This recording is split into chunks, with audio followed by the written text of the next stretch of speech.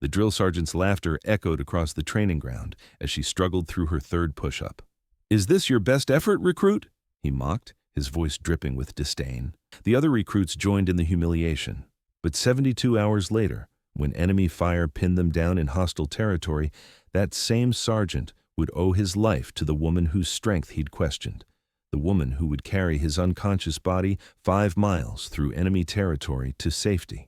From which city in the world are you watching this video today? If this story of unexpected courage resonates with you, consider subscribing to Hidden Heroes for more untold stories that will change how you see strength forever. The Arizona sun beat down mercilessly on the training ground of Fort Huachuca as Staff Sergeant Miguel Torres paced in front of 42 fresh recruits. At 32, Torres was a mountain of muscle and military precision, standing 6'3" with arms like tree trunks and a voice that could shatter concrete. His uniform was pressed to perfection, his boots polished to mirror shine, and his reputation for breaking weak soldiers was legendary throughout the base. "Physical training test begins now," he barked, his voice cutting through the desert heat like a blade. "Standard Army requirements, minimum 42 push-ups for males, 19 for females. But in my unit, we don't do minimums. We do excellence, or we do pack up and go home." The recruits arranged themselves in formation, most of them young men fresh out of high school or college, their faces set with determined grimaces. Among them stood Maria Vasquez, 24 years old, barely 5'4", with dark hair pulled back in regulation braids and brown eyes that seemed too gentle for military service. She had joined the army after her younger brother was killed in Afghanistan, driven by a need to serve that she couldn't quite explain to her worried family. "Position!" Torres commanded. The recruits dropped into push-up position. Maria felt her arms trembling already. She'd been struggling with upper body strength since basic training, despite hours of additional practice in the gym. Her small frame, which had served her well as a distance runner in college, seemed to work against her in the Army's strength-focused culture. "Begin!" The sound of bodies moving in unison filled the air as 42 soldiers began their push-ups. Maria managed her first one, her form correct but shaky. On her second, she could hear Torres walking behind the formation, calling out corrections and encouragement to the stronger recruits. By her third push-up, her arms were screaming. She pushed through, managing a fourth, then a fifth. Around her, the stronger recruits were still moving with mechanical precision, some already past their 20th repetition. On her sixth push-up, her form faltered. Her hips sagged slightly and she struggled to maintain the straight line from head to heels that proper form demanded. "Vasquez!" Torres's voice boomed across the formation. "What exactly do you call that pathetic display?" Maria gritted her teeth and managed a seventh push-up, but it was clearly a struggle. Sweat dripped from her forehead onto the hot asphalt below. The eighth push-up was barely a movement. Her arms shook uncontrollably as she lowered herself down, and when she tried to push back up, her muscles simply refused to cooperate. She collapsed onto her chest, her breathing ragged and labored. Torres walked over slowly, his boots stopping inches from her head. The rest of the recruits continued their push-ups, but Maria could sense their attention shifting to the drama unfolding beside them. "Get up, Vasquez," Torres commanded coldly. Maria pushed herself to her knees, her face flushed with exertion and embarrassment. Around her, the other recruits were finishing their sets. Most of the men had easily surpassed 50 push-ups, and even the other women in the unit had managed 20 or more. 8 push-ups, Torres announced to the entire formation, his voice carrying clearly across the training ground. 8. That's not just below standard, that's pathetic. That's dangerous. He turned to address the entire group, using Maria's failure as a teaching moment. This is exactly what I'm talking about when I say standards matter. In combat, there are no participation trophies. There are no second chances because you're having a bad day.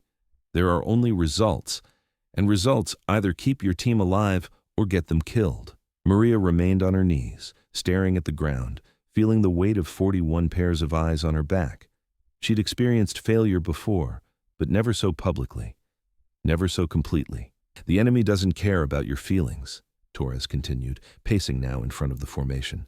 The enemy doesn't care if you're tired, if you're scared, if you don't think you can carry that wounded soldier to safety.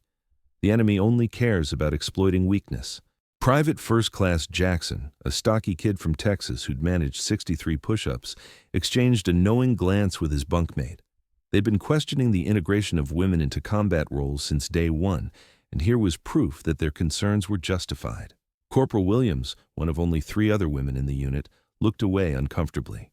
She'd managed 24 push-ups herself and was already wondering if Maria's failure would reflect poorly on all the women in the program. "Stand up, Vasquez," Torres ordered.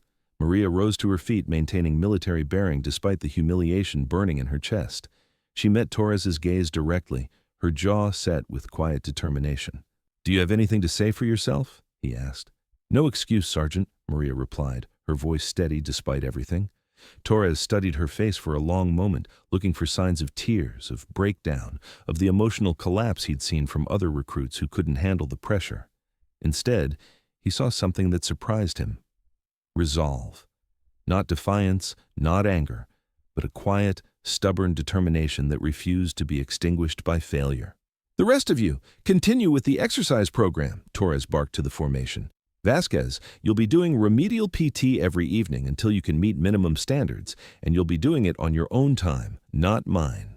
As the other recruits moved on to sit-ups and other exercises, Maria joined them, pushing through each movement with the same quiet determination she'd shown during her confrontation with Torres. She didn't excel at any of the exercises, but she completed every one without complaint, without asking for modifications or easier alternatives. That evening, after the other recruits had gone to the mess hall for dinner, Maria returned to the training ground alone.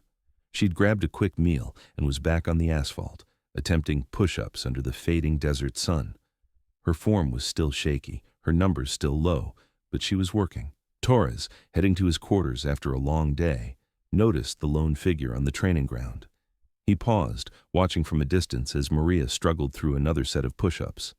She managed 12 this time before her form broke down, rested for 30 seconds, then started again. He almost walked on, but something about her persistence made him stop. Most recruits who failed so spectacularly in front of their peers would either quit or spend the evening making excuses. Vasquez was simply working. "Vasquez!" he called out, walking onto the training ground. Maria immediately stopped her exercise and came to attention. "Yes, Sergeant." "What are you doing out here?" "Medial PT as ordered, Sergeant." Torres looked at her more closely. Her uniform was soaked with sweat, her face flushed from exertion, but her posture remained military correct. "How many sets have you completed?" 6 sets of 12, Sergeant, working toward 15 per set before attempting to increase total numbers. Torres was surprised by the methodical approach. Most struggling recruits just threw themselves at the exercises randomly, hoping that effort alone would create improvement. Vasquez had apparently developed a systematic training plan. "Who taught you to structure your training that way?" "Did some research, Sergeant. Talked to the fitness trainers on base. Read some articles about progressive strength building." Torres nodded slowly. "Carry on," he said, then walked away, but not before glancing back once more at the small figure continuing her exercises in the gathering dusk. Over the following weeks, Maria's evening training sessions became a regular sight. Sometimes Torres would see her there as he finished his own duties, always working systematically, always pushing herself just a little further than the day before. Her progress was slow but measurable. 15 push-ups, then 18, then 22. During regular training hours, Torres maintained his demanding standards for everyone, but he began to notice things about Maria that went beyond simple physical strength. During tactical exercises, she demonstrated exceptional situational awareness and decision-making under pressure. During medical training, she absorbed information quickly and showed natural instincts for field care. During marksmanship training, her small frame and steady hands made her one of the most accurate shooters in the unit. But it was during a navigation exercise that Maria truly distinguished herself. The recruits had been divided into teams and given coordinates to find in the desert, using only map and compass. Torres had designed the exercise to be challenging, with several false trails and confusing terrain features designed to test their land navigation skills. Most teams returned within 6 hours, having found their objectives and made it back to base camp. But Team 7, led by Private Jackson, failed to return by the 8-hour deadline. As darkness fell, Torres realized they were genuinely lost in the vast desert terrain. "We need a search team," Torres announced to the remaining recruits. "Volunteers only. This could be an all-night operation in difficult terrain."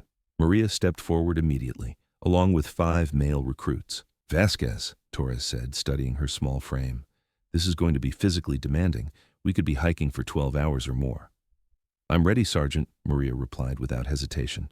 The search team set out just after sunset, using night vision equipment and GPS coordinates to begin their systematic sweep of the area where Team 7 had last been seen. The terrain was brutal. Rocky, uneven ground covered with cacti and other obstacles that seemed designed to trip up anyone moving in the darkness. 3 hours into the search, they heard voices calling for help from a canyon system about 2 miles off the main trail. Team 7 had indeed become lost, but worse, Private Jackson had fallen while attempting to climb out of a ravine and injured his ankle badly enough that he couldn't walk. When the search team reached them, they found Jackson in considerable pain, his ankle swollen and possibly fractured. The other members of Team 7 were exhausted and demoralized after hours of trying to find their way out of the canyon system. We need to get Jackson medical attention, Torres announced after assessing the situation.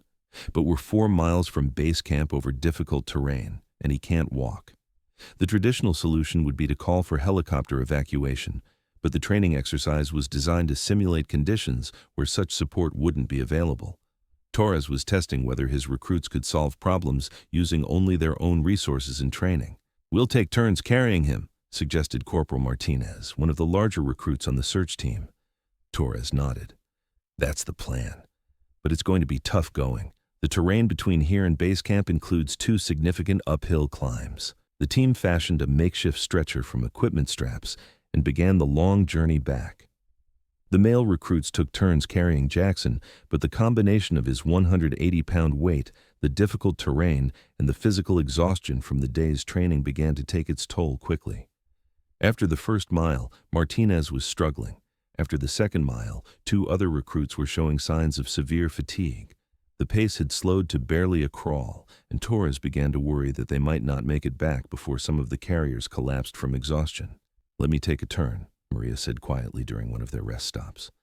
The male recruits looked at her skeptically. Jackson himself, despite his pain, shook his head. No offense, Vasquez, but if Martinez can barely handle it, there's no way you can carry me. With respect, Maria replied. I'd like to try. Torres considered the request. Logically, it made no sense. Maria was the smallest person on the team, and her upper body strength issues were well documented, but they were running out of options, and desperate situations sometimes called for unconventional solutions. 5 minutes, he decided. If you can't handle it, we go back to rotation with the others. Maria moved to take position at the front of the makeshift stretcher. Jackson was considerably larger than her, but she'd been thinking about the problem during the first 2 miles of the journey. It wasn't just about raw strength, it was about leverage, balance, and endurance. She adjusted the carrying straps to distribute the weight more evenly across her shoulders and back, using techniques she'd learned from her research into proper lifting mechanics. Then she stood, Jackson's weight settling onto her frame. The male recruits expected her to collapse immediately, or at least struggle visibly as they had. Instead, Maria found her balance, adjusted her grip, and began walking at a steady, measured pace.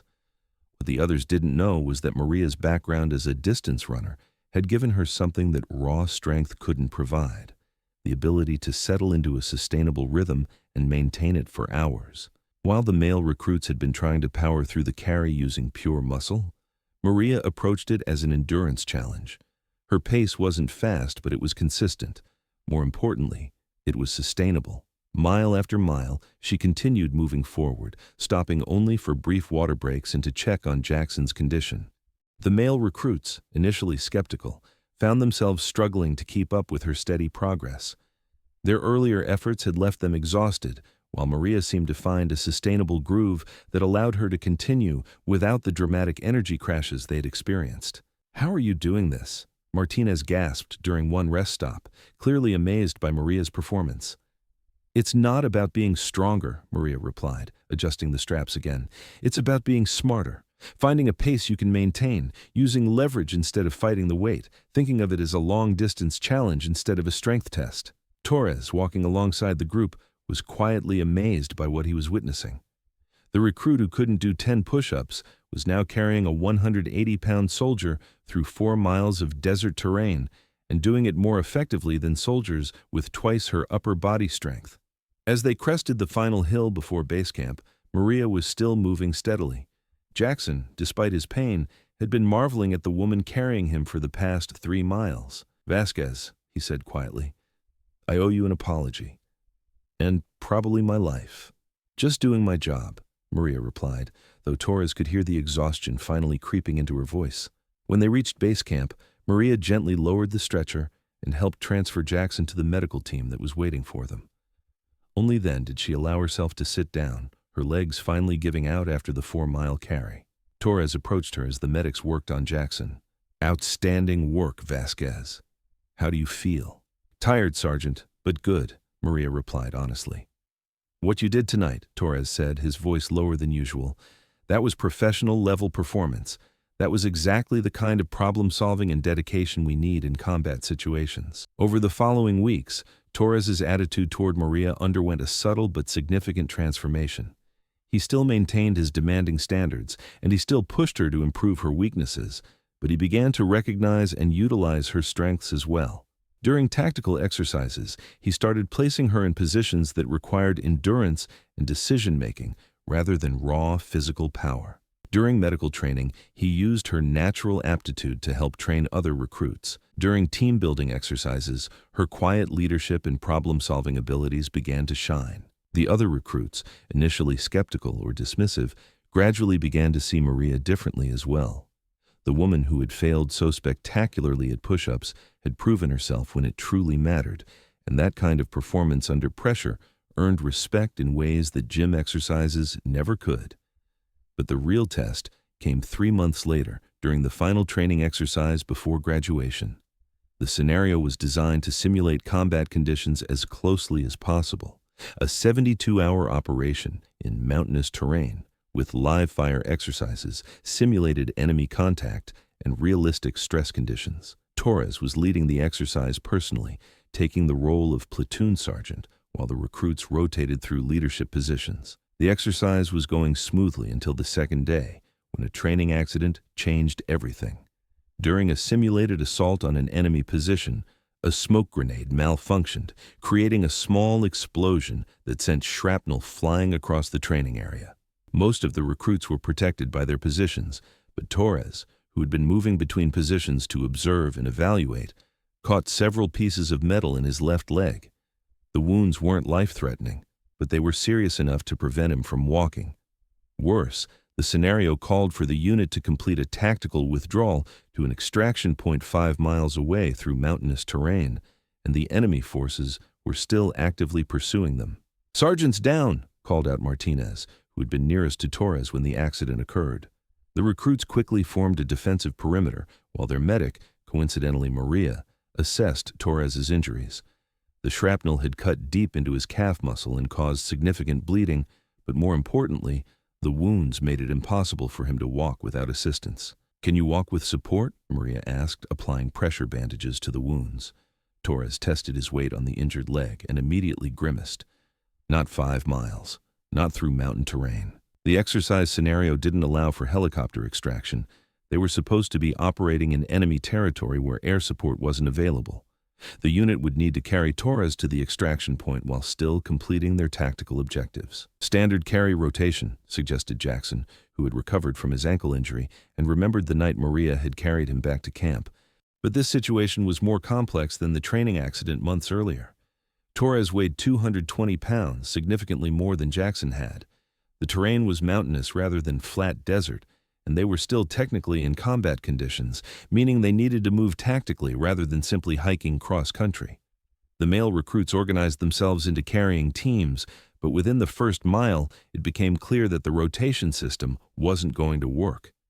The combination of Torres's weight, the difficult terrain, and the need to maintain tactical awareness was pushing everyone to their limits.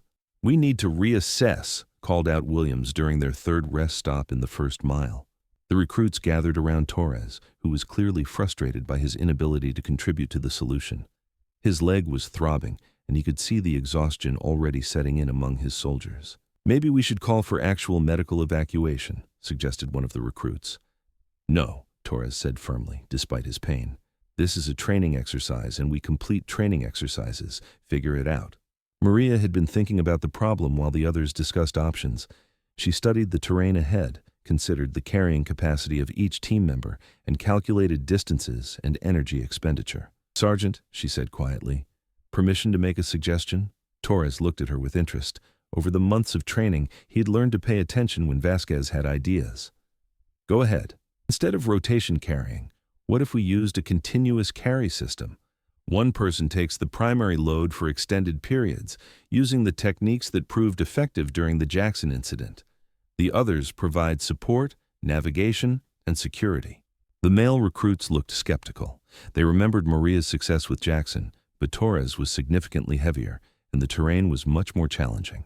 "And who exactly would be doing this continuous carrying?" asked Martinez. Maria met his gaze steadily. "I would." The suggestion was met with immediate protests from multiple recruits. Torres himself looked doubtful. "Vasquez, no disrespect, but Torres is 40 pounds heavier than Jackson was, and we're talking about mountain terrain over 5 miles. This isn't the same situation." "You're right," Maria acknowledged. "It's not the same situation. It's harder, but the principles are the same. Endurance over strength, sustainability over speed, smart technique over brute force." Torres studied her face, looking for signs of bravado or false confidence. Instead, he saw the same quiet determination he'd noticed during her evening training sessions, the same systematic approach to problem solving that had characterized her development as a soldier. "You're sure you can handle this?" he asked. "I'm sure I can try," Maria replied honestly, "and if I can't, we go back to rotation, but let me try first." Torres considered the options. They were burning daylight during their discussion, and his leg was getting worse, not better. Traditional carrying rotations weren't working, and they needed a solution that would get them to the extraction point before their 72-hour deadline. "All right," he decided, "but we modify the approach. Vasquez takes primary carrying duty, but Martinez and Williams provide backup support. If she shows any signs of distress, we transition immediately." The team spent 10 minutes rigging an improved carrying system using their tactical gear. Maria studied the makeshift stretcher arrangement, adjusting straps and testing balance points until she was satisfied with the weight distribution. Torres, despite his pain and exhaustion, found himself impressed by her methodical approach. She wasn't just volunteer for a difficult task, she was engineering a solution. When Maria lifted Torres for the first time, the weight was immediately apparent. He was significantly heavier than Jackson had been, and the balance was different. But Maria had spent 3 months building not just her physical strength, but her understanding of leverage and carrying mechanics. She found her center of gravity, adjusted her pace to something sustainable, and began moving forward through the mountain terrain. The first mile was a test of Maria's theories about endurance versus strength. The male recruits, carrying additional equipment and providing security, found themselves working hard to match her steady pace. The terrain was challenging. Rocky paths, steep inclines, loose gravel that threatened to send people sliding downhill. But Maria continued moving forward with the same systematic approach she'd used during the Jackson carry, but refined by months of additional training and experience. "How are you doing, Sergeant?" she asked during their first brief rest stop. "Amazed," Torres replied honestly, "and a little ashamed." Maria, slowly getting back to her feet, smiled through her exhaustion. "Same way I got from 8 push-ups to 25. One step at a time, never giving up, always looking for a better way to solve the problem." Torres struggled to sit up fully, wincing from his leg injuries, but determined to address his unit properly. "Listen up, all of you. What happened today is going to change how we think about strength, about capability, about what it means to be a soldier." He gestured toward Maria, who was now helping to organize their gear for the extraction. 3 months ago, I made the mistake of judging Recruit Vasquez based on a single physical test. I focused on what she couldn't do, instead of identifying what she could do. That was a failure of leadership on my part, and it nearly cost us one of the most capable soldiers I've ever had the privilege to serve with. The extraction helicopter arrived 20 minutes later, but Torres insisted on completing his address to the unit before accepting medical evacuation. "Strength isn't just about how much weight you can lift or how many push-ups you can do," he continued, his voice carrying clearly over the sound of the approaching aircraft. "Real strength is about how you respond when everything goes wrong. It's about finding solutions when others see only problems. It's about carrying your team when they can't carry themselves." He looked directly at Maria. "And sometimes, the strongest person in the room is the one everybody underestimated." As the medical team loaded Torres onto the helicopter, he called Maria over for a private conversation. "Vasquez," he said quietly, "I owe you an apology that goes far beyond what happened today. I let my preconceptions cloud my judgment, and I nearly lost the opportunity to work with an exceptional soldier." "No apology necessary, Sergeant," Maria replied. "You pushed me to become better than I thought I could be." "That's generous of you, but it's not accurate," Torres said firmly. "You became better in spite of my methods, not because of them. A good leader would have identified your strengths earlier and built on them rather than focusing only on your weaknesses." As the helicopter prepared to take off, Torres grabbed Maria's hand. "I want you to know that your performance today is going into my official report, and I'm recommending you for advanced leadership training. You've earned it." 6 months later, Maria graduated at the top of her advanced infantry leadership course.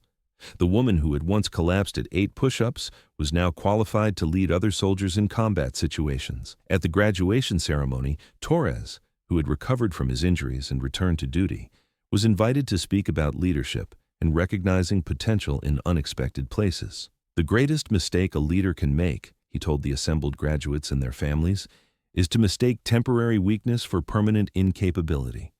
Some of the strongest people I know started as the ones everyone thought would quit." He found Maria in the audience and made direct eye contact. "And sometimes, the person who can't do 10 push-ups is the same person who will carry you 5 miles to safety when it matters most." After the ceremony, Torres approached Maria, who was celebrating with her family. "Congratulations, Sergeant Vasquez," he said, using her new rank. "Thank you, Sergeant Torres. And thank you for teaching me that strength comes in forms I never expected." Torres smiled. "I think you taught me more about strength than I ever taught you. Just promise me one thing." "What's that?" "When you're leading your own soldiers someday, remember that the weakest recruit might be your strongest leader. Look for potential, not just performance." Maria nodded. "I won't forget. And Sergeant, I'm still working on those push-ups, up to 35 now." Torres laughed. "You know what? I don't think the push-ups were ever the real test. The real test was what you did when everyone said you couldn't succeed. You kept going, you found another way, and you proved that the only limitations that matter are the ones we accept." As Maria walked away with her family, Torres reflected on the lessons he'd learned from the small woman who had changed his entire perspective on leadership and strength. Sometimes the most important battles aren't won with physical power, but with determination, intelligence, and an unbreakable refusal to give up. The drill sergeant who had once laughed at her push-ups now knew better. Real strength wasn't about what you could lift, it was about what you could carry when everything depended on it.